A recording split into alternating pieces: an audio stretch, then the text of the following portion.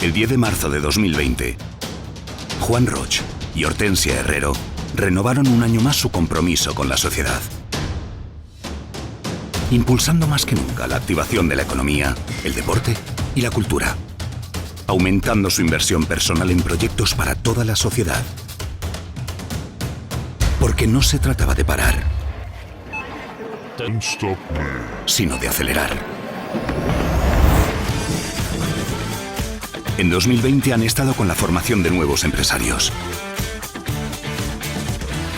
Han estado impulsando el emprendimiento, ya los líderes del mañana. Han estado con el deporte, desde la base hasta la élite.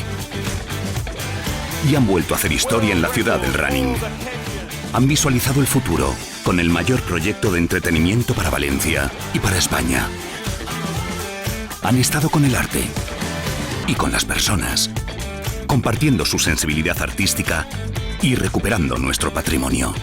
Y cuando todo paraba, han seguido invirtiendo y reactivando la economía, porque esto no tiene que parar. En 2020, el legado de Juan Roch y Hortensia Herrero ha activado las metas e ilusiones de muchas personas.